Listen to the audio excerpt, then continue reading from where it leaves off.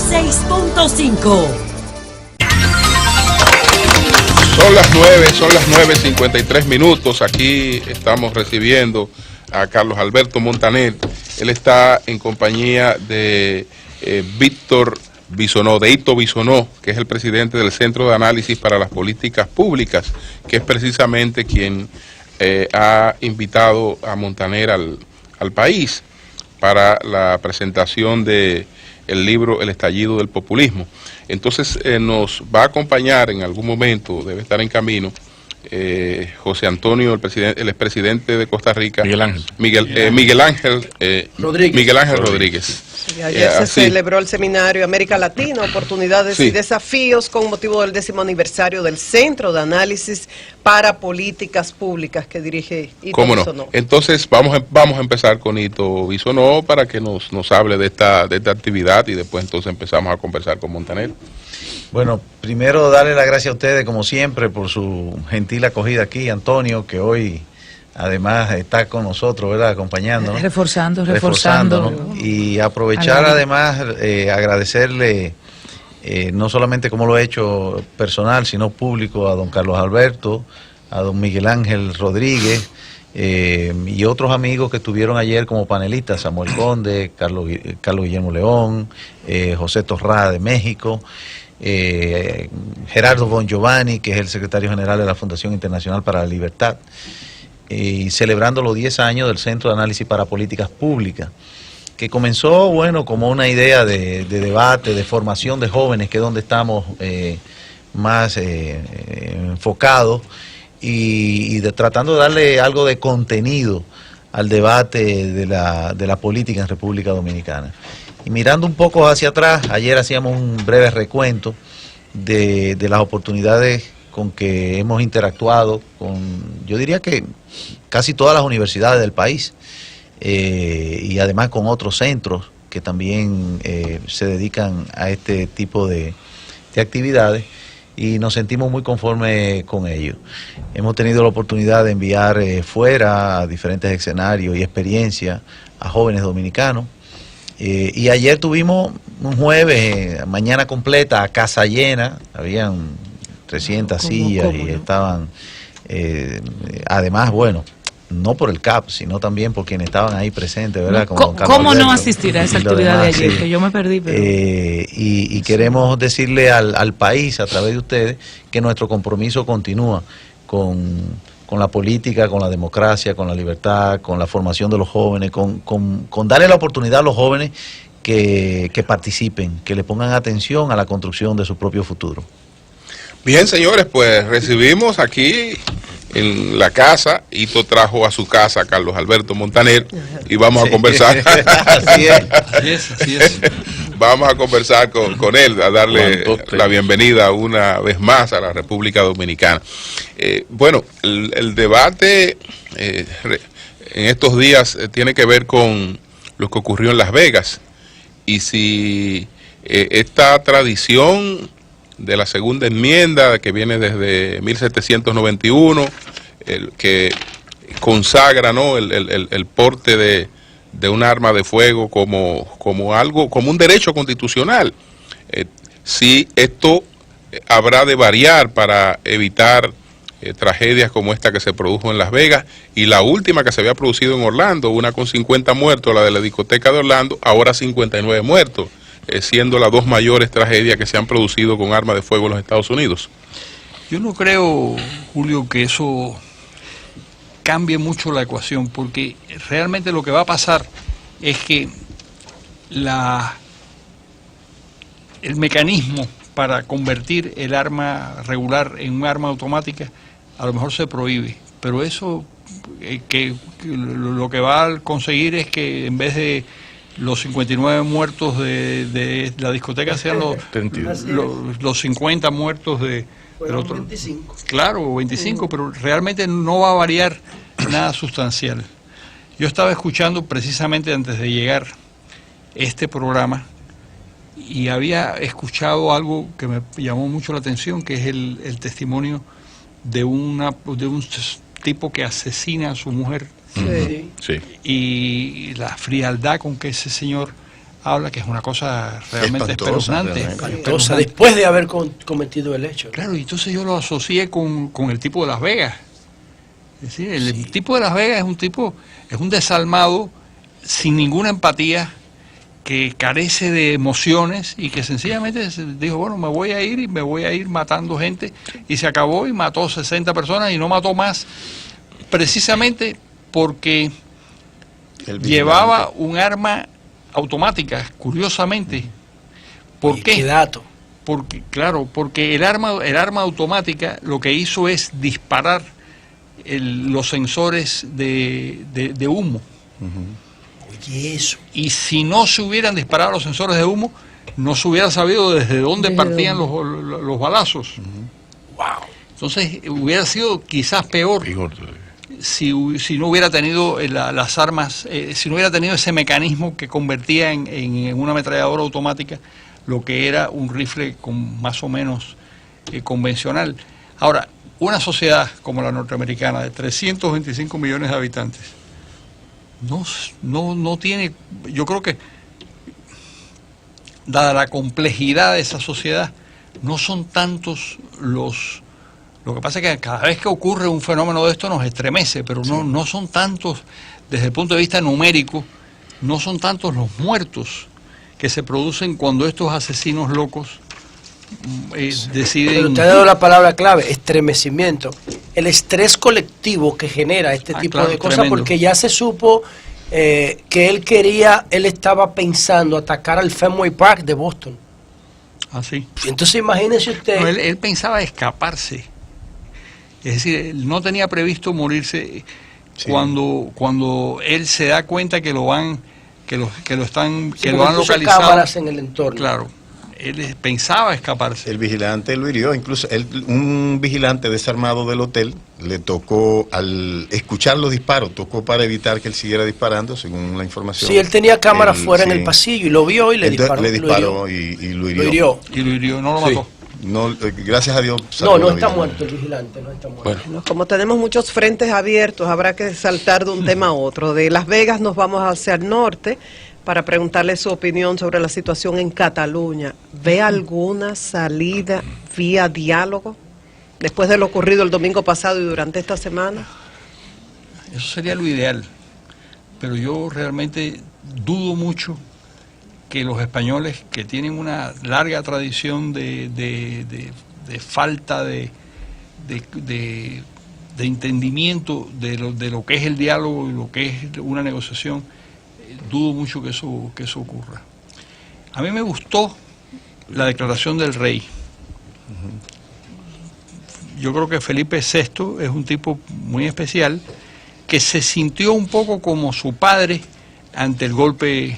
Se sintió que había una violación del derecho y del Estado de Derecho, y que él estaba salvando la democracia y además salvando la monarquía, porque aquí hay otro fenómeno. Si se separa Cataluña, ¿hasta dónde es posible que resista la monarquía española? Porque la presunción es que la monarquía española es la consecuencia de que hay un poder simbólico que mantiene unido a ese país. Sería un fracaso para ellos. Pero se vería así. Se vería así. Son 16 comunidades como Cataluña que tienen ese rango de autonomía. Claro, no. 16. 17, son 17. Aunque solo Cataluña... no, y el País Vasco ya pidió un referéndum. Míralo ahí. Sí, precisamente el efecto, primero es la posibilidad, le pregunto sobre la posibilidad de que esto pueda concretarse en un referéndum totalmente ilegal, donde no hubo la mínima organización que pueda servir para, vía justicia, demostrar que eso se hizo correctamente. Personalmente creo que más de la mitad de los catalanes no quieren la independencia, pero la masa silente no se expresa. Ahora, el temor por el efecto cascada de esto que está ocurriendo, que se puede llevar no solamente la monarquía, sino incluso cierto orden democrático, porque hay unas posiciones políticas que en ese escenario pues no van a parar de crecer. Y sobre todo la posición de la Unión Europea me llamó la atención, porque se supone que la Unión Europea debe apostar a la unidad, sin embargo no ha sido lo suficientemente enérgica en ese sentido, por favor. No ha sido, tienes toda la razón, no ha sido suficientemente enfática en declarar la necesidad de la unidad, porque hay varios países, y España es uno de los países clave, que tienen esa característica de ser una suma de regiones que en su momento fueron independientes, o que fueron... que estuvieron vinculadas a otros sectores, y tampoco es verdad que los países sean totalmente inamovibles. Los países son elásticos, los países, ustedes perdieron un pedazo del país que se llama Haití, y por la piratería lo perdimos. Por la piratería. Y estamos a punto de perder el otro pedazo por esa invasión pacífica. Continúe, profesor. Se me ha tocado un tema. Julio. Continúe, profesor. Brillante, profesor. Continúe. Adelante. No, lo que decía, por ejemplo, los españoles perdieron el Rosellón en el siglo XVII. Bueno, perdieron escúchame, Montaner, vamos a recibir al expresidente Miguel Ángel Rodríguez. Que es un expresidente y fue un presidente de lujo. Sí. ¿Por qué? Porque yo que conozco a tantos presidentes y expresidentes, yo puedo dar testimonio de que la persona que yo he conocido y que yo he enjuiciado de alguna manera como el gobernante que mejor entendía la entraña democrática de un país es el señor Miguel Ángel Rodríguez. Lo que pasa es que este señor es muy amigo y me ve con cariño. No, también es verdad. También es verdad. Bueno, muy bien, pero... Vamos a hacer una... Yo quería para hacer continuar, perdón, Oli, para terminar ya, un poco para cerrar con Sí. Cataluña. Con Cataluña. El comportamiento... No, yo tengo algo de Cataluña, no cerremos, el comportamiento del gobierno, yo digo porque Oli va a tener la palabra después de mí, el comportamiento del gobierno español, porque también la ley confiere el estatus de autonomía, pero al mismo tiempo ya hace un buen tiempo de esa constitución del 78, y quizás era también el tiempo de sentarse a negociar quizás el concepto federativo de esta unión, pero con identidades muy... el modelo americano, por ejemplo, ¿no? Yo la creo parte que federativa. más allá del modelo americano. Yo Sí. creo que porque el modelo americano es una federación donde todos los estados tienen las mismas obligaciones y los mismos derechos. Sí. Una confederación puede ser distinto. Es decir, la confederación es pedazos que no tienen la misma entidad, que tienen sus características diversas, y a lo mejor eso es la supervivencia de la España que nosotros conocemos. Perfecto. Como una La reflexión que le pido es en ese sentido. ¿Hasta qué punto, si bien los extremistas catalanes tienen un alto y la primera responsabilidad, hay una parte de responsabilidad del pésimo manejo del Estado español a algo que se venía cocinando, incluso dejarlo llevar al punto de que ocurriese lo que ocurrió, donde el Estado ya tiene que trabajar, actuar como Estado, es decir, el uso exclusivo de la ley, de la violencia amparado en la ley, sí, pero las imágenes no tienen que ver con ley, y ahí entra ya todo lo que ha ocurrido. las percepciones Las y todo eso. percepciones, sí. Que realmente son 900 y tantos heridos, lo cual es sorprendente que no haya ni un muerto. Hay un muerto. No. Con 900. Son heridas, son heridas de dos ingresados, catalanas, don de Carlos, clase sí. media alta. Don Carlos, dos Son- ingresados. 900 heridos, dos ingresados. Y Dos hay ingresados. una señora que dice que le Le rompieron duele una el mano pecho. y se puso la venda en la otra. En fin. Don Carlos. Está don Carlos y está también entonces el Sí, presidente Miguel Ángel Rodríguez. Qué bueno. Vamos a conversar con ambos, Pero por favor. brevemente, para Sí. como nos hemos extendido un poco con el tema de Cataluña, hay una serie de eventos que nos ponen a cuestionar hasta cuándo vamos a tener el mundo de hoy, el mundo que conocemos con este modelo, porque veo lo que está ocurriendo hoy muy parecido al periodo de entreguerra, entre la Primera y la Segunda Guerra Mundial.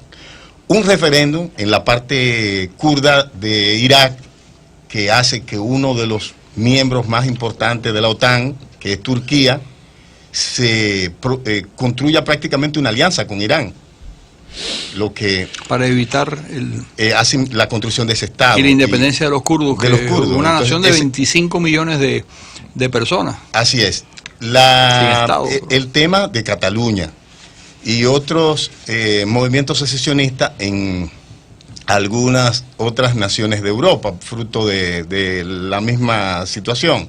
Pero tenemos a un Macron planteando, a un Emmanuel Macron, un ejército europeo, junto a esta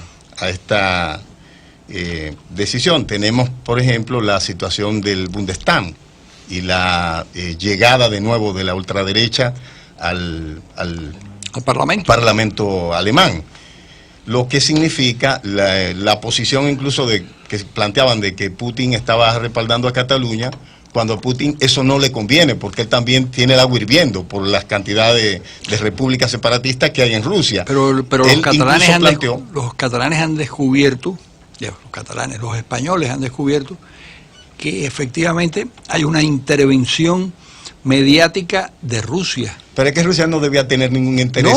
Yo sé, pero es su ganancia. Pero existe. Incluso el propio Putin lo que planteó fue que esa era una decisión de España y que solo reconocía España como Estado. Pero la idea es que se debilitaría la Unión Europea con una crisis en uno de los estados mayores de la Unión Europea y que eso le conviene a Rusia. Es un razonamiento un poco extraño, pero... Es un tablero complejo. Eso era como lo de Le Pen. Si Le Pen, a Rusia, sus reservas son en euro, en el 40%.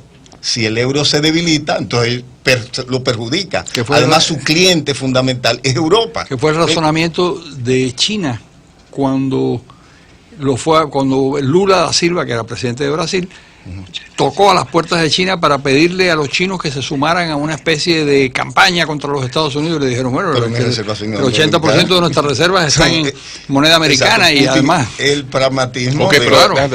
Sí. No podían. Claro. Lo que les interesaba a ellos era que su principal cliente y su principal inversionista estuviera lo más saludable posible, porque si se muere. ¿Qué sentido tenía debilitar a Estados Unidos desde el punto de vista chino? Bueno, está también con nosotros Miguel Ángel Rodríguez, el presidente de Costa Rica. Solidarizarnos con él, Julio, porque 8 muertos. 8 muertos y 17 heridos. 8 muertos. Y no sé si ustedes recuerdan, un año justo después por la tormenta. de la otra tormenta. Esta se llama Nate. La otra se llamaba Otto, ¿no? Que los afectó a ustedes también. Otto fue un huracán. Un huracán que entró en el territorio. Hace un año. ¿cuál es la situación actual de allá con esta tormenta ahora? Bueno, el tema es un tema de inundaciones. Los vientos también ha habido problema, pero ha sido un problema secundario. El problema principal es la cantidad de agua que ha caído en un año en que hemos tenido récord en el mes de mayo, donde empezó la zona lluviosa, el periodo lluvioso. Tenemos el mes de mayo con más lluvias desde 1880 y tantos. Y este mes de octubre, este mes de septiembre pasado también fue un mes récord en lluvia de muchos años. No tengo el récord final, porque yo salí de Costa Rica desde el lunes muy temprano y no tengo el récord de septiembre. Pero ahora octubre ha empezado de tal manera que ya saben que este octubre con pocos días va a ser récord de octubres en mucho tiempo. Entonces la tierra está muy emposada, se ha llenado de agua. Sí, y entonces el problema es que con los suelos saturados hay el problema de inundaciones muy serias. Ayer había ya 7,000 refugiados en lugares que habían tenido que dejar sus casas, y habían 60 o 70 comunidades en el país, en distintas zonas del país, con peligros serios de inundaciones. De manera que sí estamos pasando un periodo muy complicado. Mi esposa me decía anoche que en la zona cercana a nuestra casa las carreteras estaban cerradas, bloqueadas en muchos lugares por derrumbes que se han producido. Muy lamentable. Yo estoy muy apenado por las familias que han tenido pérdidas, que siempre es lo más doloroso. Y por supuesto las pérdidas que van a tener para hacia adelante para recuperar sus cosas materiales también. Parece que tienen razón los especialistas en calentamiento global, en cambio climático, porque no necesitamos un fuerte huracán para tener tantos daños, como usted decía, con simples lluvias y tormentas. Esto es lo que no era huracán, no había llegado ni siquiera a tormenta, ayer ya llegó a tormenta, pero está parada ahí en el Caribe, cerca de nuestra costa. Está estacionada y nos está haciendo que la lluvia siga cayendo en el mismo lugar. Yo le pido a los dominicanos una oración a Tatica a Dios para que nos ayude a que se pare. Así es. Porque no hay otra cosa que pedir. A la patrona del pueblo dominicano. ¿Ves la luz? Sí, pero a nivel Tengo, bueno, sí. Son dos preguntas, una para el señor Quiroga y una para el señor Montaner, pero iniciamos. No, Miguel Ángel Rodríguez. El señor Rodríguez, y es, ¿de qué manera desde su país y partiendo inclusive de los cambios recientes hasta en el estilo de gobernar que han ocurrido, ustedes están dándole seguimiento a la situación de Venezuela? En lo personal yo he estado muy envuelto en la situación de Venezuela. Fui observador, invitado por la oposición en las elecciones parlamentarias de diciembre del 2015, cuando un grupo de 6 expresidentes fuimos a Venezuela a tratar de dar de informar al mundo de lo que estaba ocurriendo. Fue un proceso muy importante, tuvimos una reunión en la víspera, en la noche, con el presidente Maduro, y ahí salió algo muy importante, que es que el presidente Maduro dijo que se iban a respetar los resultados, que fueron respetados. Esa noche del domingo se anunció el resultado y la oposición ganó 2/3 de los miembros del Parlamento, lo que significaba la única segunda derrota electoral del chavismo. La primera la había tenido el presidente Chávez con el referéndum de reforma constitucional que lo había impulsado, y que el presidente Chávez perdió por una pequeña variación y aceptó el resultado.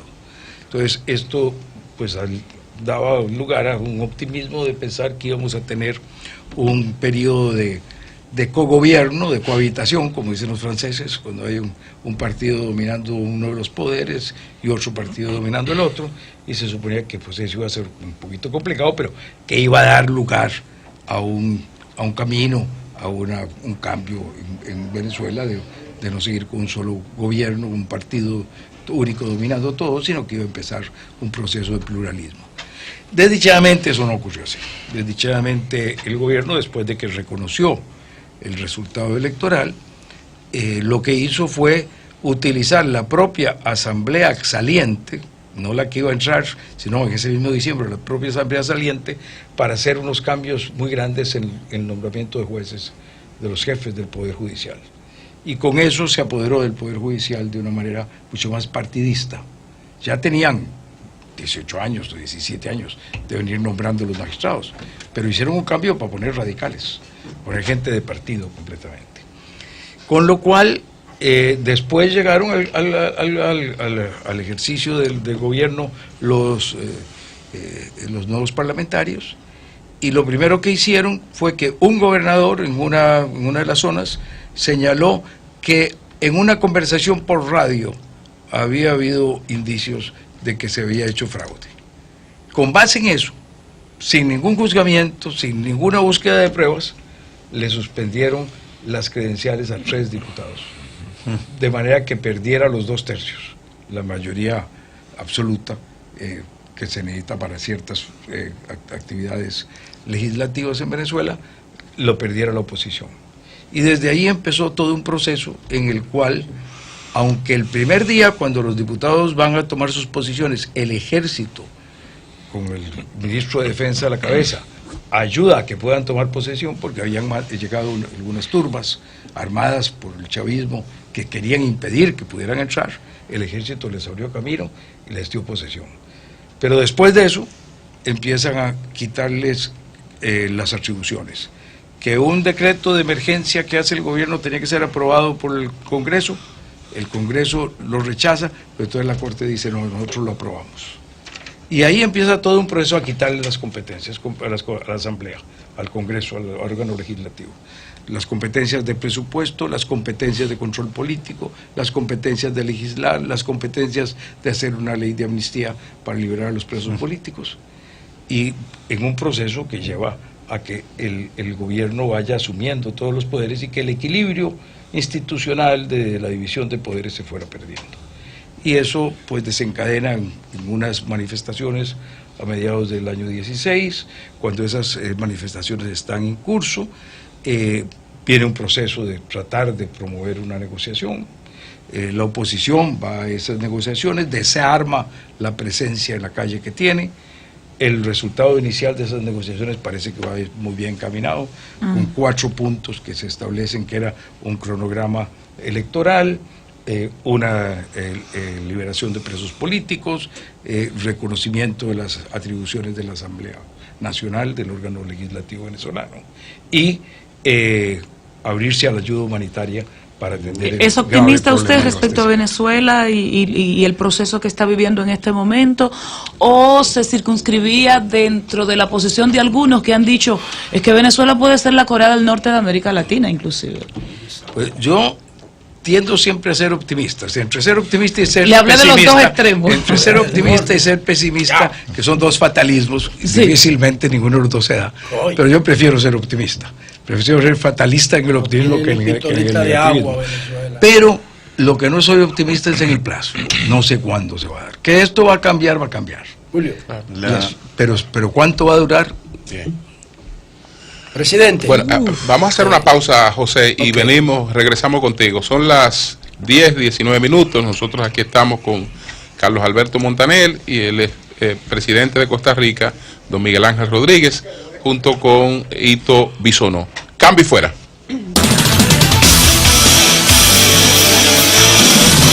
El sol de la